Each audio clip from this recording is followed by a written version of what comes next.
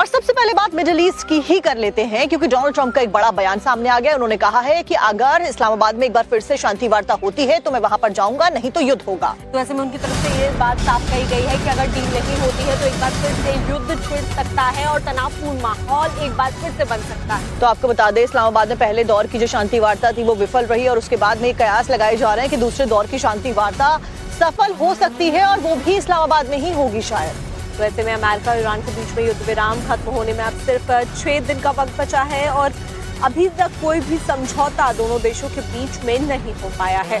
तो आप देखिए कि अमेरिका और ईरान के बीच में युद्ध विराम खत्म होने में बस 6 दिन का वक्त बचा है और अब बातचीत अगर नहीं होती है तो युद्ध होने के आसार बढ़ गए हैं।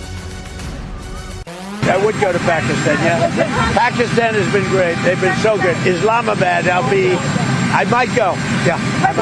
If the deal is signed in Islamabad, I might go. If there's no deal, would you be willing to extend the ceasefire, or will the fighting resume, Mr. President? I would say the fighting. If there's no deal, fighting resume.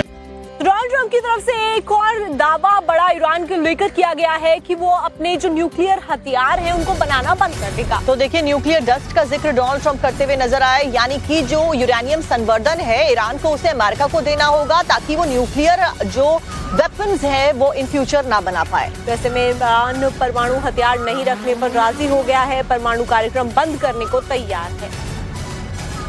The big thing we have to do is we have to make sure that Iran does not have a nuclear weapon, because if they do, you want to talk about problems, you'd have problems. So very important is that Iran does not have a nuclear weapon, and they've agreed to that. Iran's agreed to that, and they've agreed to it very powerfully. They've agreed to give us back the nuclear dust that's way underground because of the attack we made with the B-2 bombers. So we have a lot of agreement with Iran, and I think something's going to happen very positive.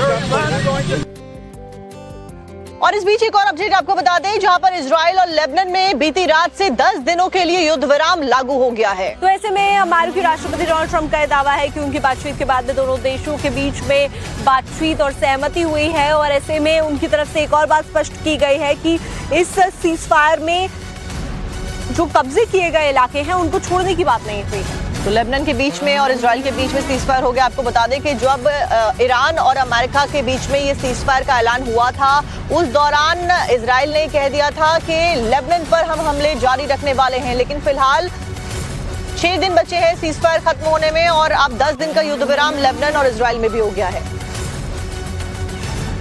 יש לנו הזדמנות לעשות הסכם שלום היסטורי עם לבנון.